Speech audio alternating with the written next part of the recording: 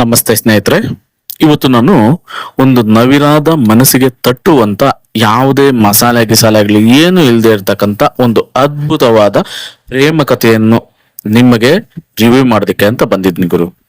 ಆದ್ರೆ ಅದು ಯಾವುದೇ ಮಸಾಲೆ ಅಥವಾ ವಾಣಿಜ್ಯ ಅಂಶಗಳಿಲ್ಲದೆ ಇಂತಹ ಚಿತ್ರ ಕೊನೆಯವರೆಗೂ ನಾಯಕಿ ಯಾರು, ಅವಳು ಯಾವಾಗ ಕಾಣಿಸ್ತಾಳೆ, ನಾಯಕನನ್ನು ಪ್ರೀತಿಸ್ತಾಳ, ಅವರ ಪ್ರೇಮಕ್ಕೆ ವಿರೋಧಿಸಲು ತಂದೆ ತಾಯಿ ಇಲ್ಲವೇ, ಖಳನಾಯಕನ ಪ್ರವೇಶ ಯಾವಾಗ ಆಗುತ್ತೆ ಎಂಬ ಹಲವಾರು ಪ್ರಶ್ನೆಗಳಿದ್ರು ಇವಕ್ಕೆ ಅಲ್ಲಿ ಯಾವುದೇ ರೀತಿ ಜಾಗ ಇರೋದಿಲ್ಲ. ಯಾಕಂದ್ರೆ ಇದು ಯಾವುದೇ ರೀತಿ ಆ ಸಿನಿಮಾದಲ್ಲಿ ಇರಲ್ಲ.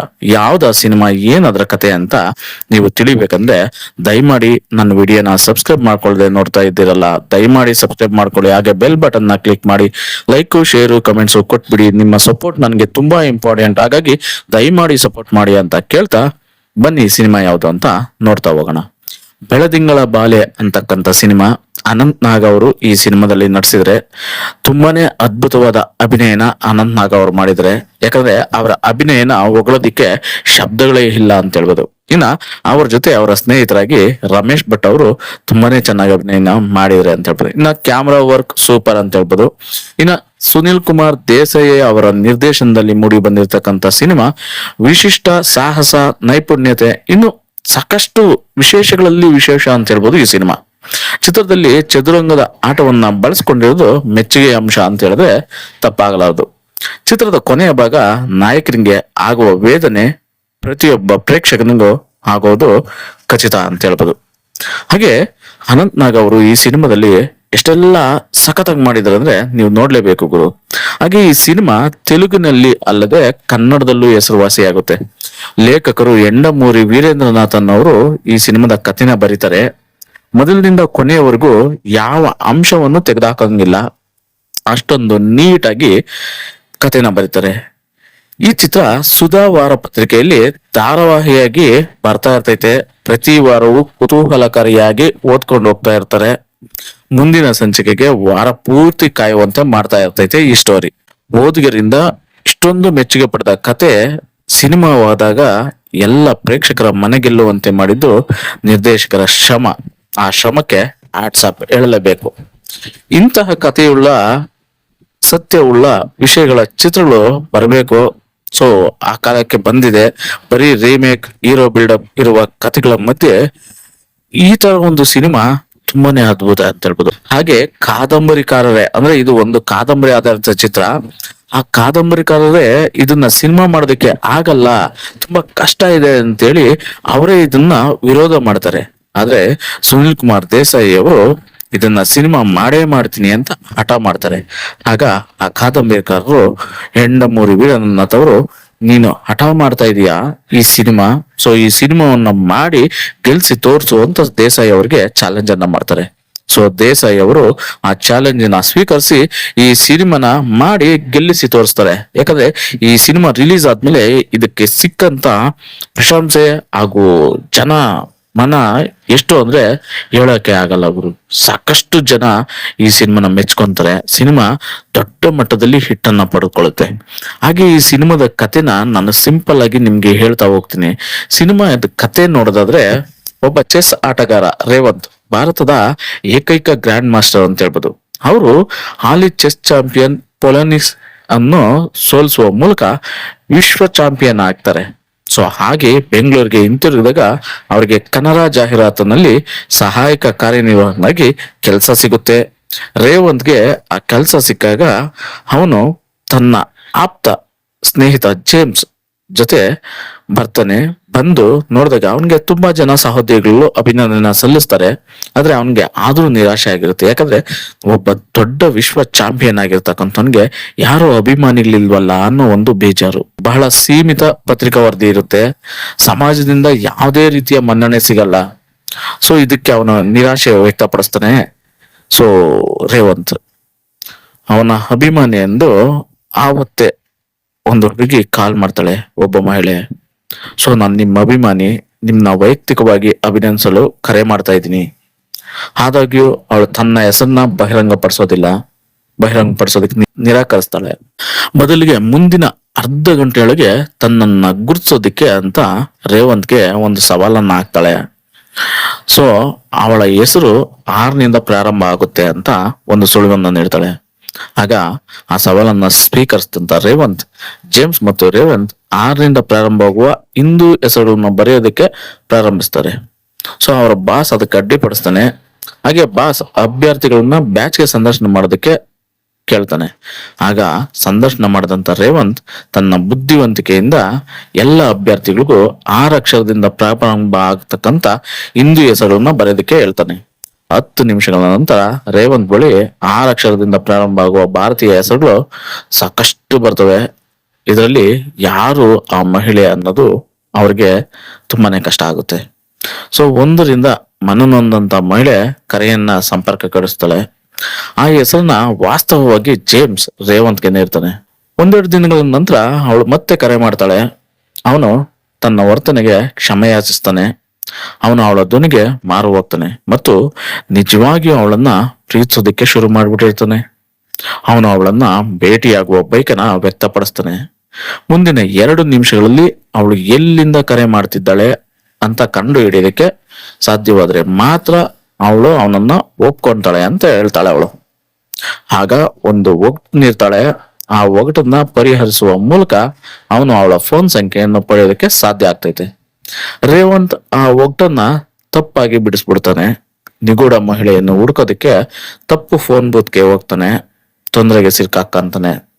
ರೇವಂತ್ ತನ್ನ ವೈಫಲ್ಯದಿಂದ ಹತಾಶೆಗೊಳ್ತಾನೆ ಮತ್ತು ಕರೆಗಳು ಎಲ್ಲಿಂದ ಮಾಡಲ್ಪಟ್ಟಿವೆ ಎಂದು ಕಂಡುಹಿಡಿಯೋದಕ್ಕೆ ದೂರವಾಣಿ ವಿನಿಮಯ ಕೇಂದ್ರಕ್ಕೆ ಸಹಾಯವನ್ನ ಪಡಿತಾನೆ.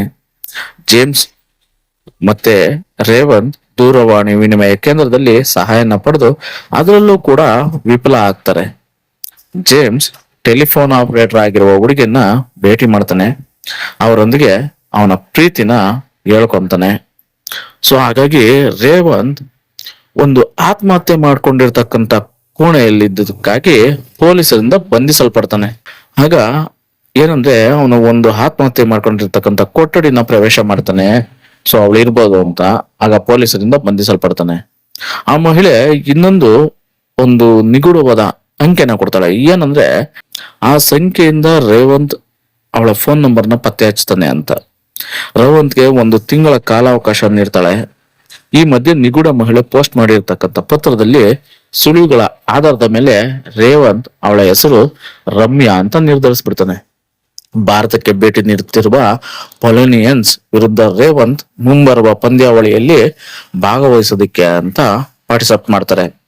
ಆದಾಗ್ಯೂ ಪೊಲೋನಿಯನ್ ಆಡುವ ಮೊದಲು ರೇವಂತ್ ಸ್ಥಳೀಯ ಚೆಸ್ ಮಾಸ್ಟರ್ ಅವಿನಾಶ್ ವಿರುದ್ಧ ಗೆಲ್ಲಲೇಬೇಕು.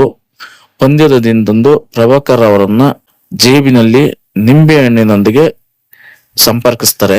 ಸೊ ಅಂತ ಆರೋಪಿಸಿ ಅದನ್ನ ಅವ್ರ ಮೇಲೆ ಕೇಸ್ ಒಂದಾಗಿ ರೇವಂತ್ ಆಟದಿಂದ ಅನರ್ಹನಾಗ್ತಾನೆ ಮತ್ತು ಅವನ ಕೆಲಸಕ್ಕೆ ರಾಜೀನಾಮೆ ಕೂಡ ನೀಡಬೇಕಾಗುತ್ತೆ.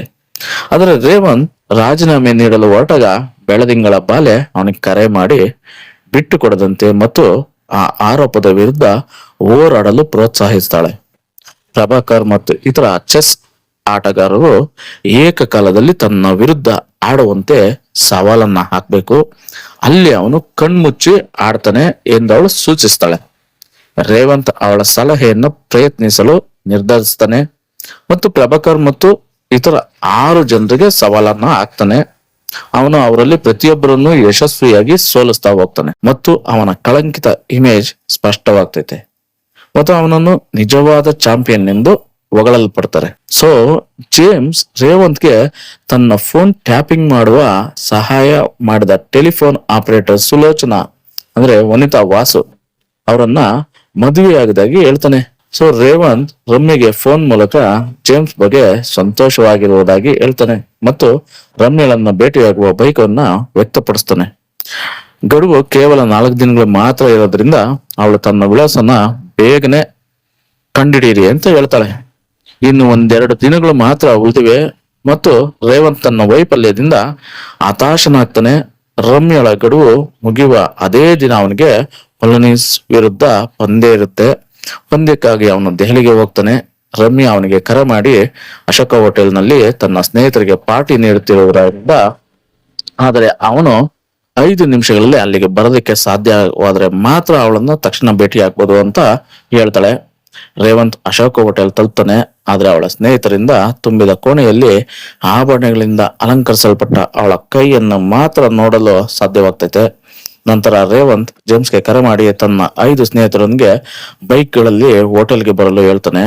ಜೇಮ್ಸ್ ತನ್ನ ಸ್ನೇಹಿತರೊಂದಿಗೆ ಅಲ್ಲಿಗೆ ಬರ್ತಾನೆ ಮತ್ತು ರೇವಂತ್ ಬೆಳದಿಂಗಳ ಬಾಲಿಯ ಸ್ನೇಹಿತರನ್ನು ಪ್ರತ್ಯೇಕವಾಗಿ ಹಿಂಬಾಲಿಸಲು ಹೇಳ್ತಾನೆ. ಏಕೆಂದ್ರೆ ಅವರಲ್ಲಿ ಒಬ್ಬರು ರಮ್ಯಾಳನ್ನ ಭೇಟಿಯಾಗಲು ಹೋಗ್ತಾರೆ ಎಂಬ ವಿಶ್ವಾಸ ಅವ್ರಿಗಿರ್ತೈತೆ. ರೇವಂತನ ಯೋಜನೆ ಉಲ್ಟಾ ಹೊಡಿತೈತೆ. ಯಾಕಂದ್ರೆ ಅವನ ಸ್ನೇಹಿತರು ಸ್ವತಃ ಮಹಿಳೆಯರನ್ನು ಹಿಂಬಾಲಿಸುವಾಗ ಸಿಕ್ಕಾಕೊಳ್ತಾರೆ. ಅವನು ದೆಹಲಿಗೆ ತನ್ನ ಪಂದ್ಯಕ್ಕಾಗಿ ಓಡಬೇಕು ಮತ್ತು ಅವನು ವಿಮಾನ ನಿಲ್ದಾಣಕ್ಕೆ ಹೋಗ್ತಾನೆ. ಪೊಲೀಸ್ ವಿರುದ್ಧ ಆಡುವಾಗ ರಮ್ಯಾನ ವಿಳಾಸವನ್ನ ಅರ್ಥ ಮಾಡಿಕೊಳ್ಳಲು ರೇವಂತ್ಗೆ ಕೆಲವೇ ಗಂಟೆಗಳು ಇರೋದ್ರಿಂದ ಅವನು ನಿರಂತರವಾಗಿ ತೊಂದರೆಗೆ ಒಳಗಾಗ್ತಾ ಇರ್ತಾನೆ.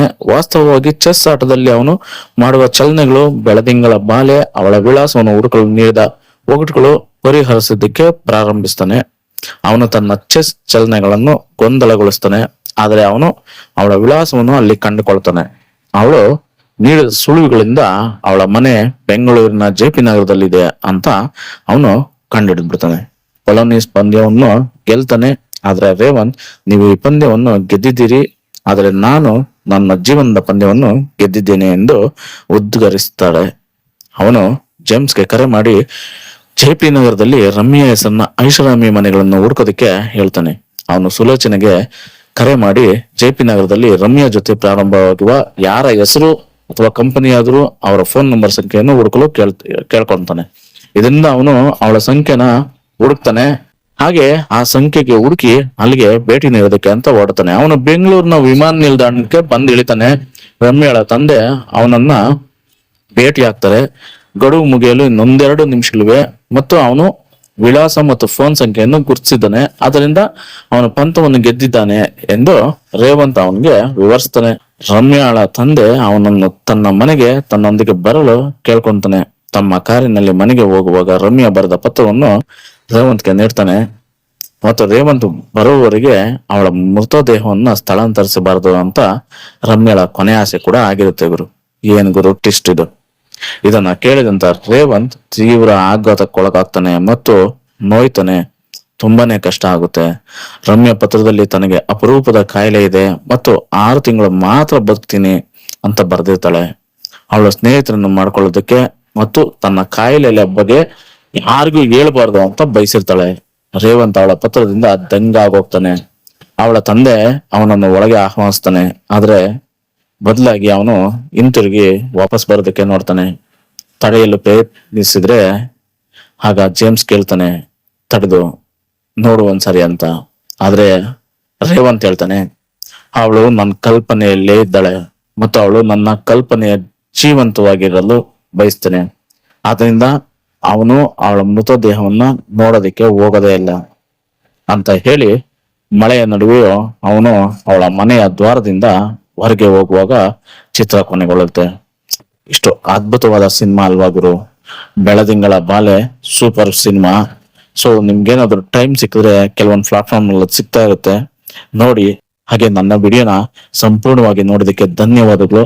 ಹಾಗೆ ಯಾರೆಲ್ಲ ಸಬ್ಸ್ಕ್ರೈಬ್ ಮಾಡ್ಕೊಳ್ಳದೆ ನೋಡ್ತಾ ಇದ್ರೆ ದಯಮಾಡಿ ಸಬ್ಸ್ಕ್ರೈಬ್ ಮಾಡ್ಕೊಳ್ಳಿ. ಬೆಲ್ ಬಟನ್ ನ ಕ್ಲಿಕ್ ಮಾಡಿ, ಲೈಕ್, ಶೇರ್, ಕಾಮೆಂಟ್ಸ್ ಕೊಟ್ಬಿಡಿ ಅಂತ ಹೇಳ್ತಾ ಸಿಗೋಣ ಗುರು ಮುಂದಿನ ವಿಡಿಯೋದಲ್ಲಿ. ಧನ್ಯವಾದಗಳು. ಶುಭ ದಿನ.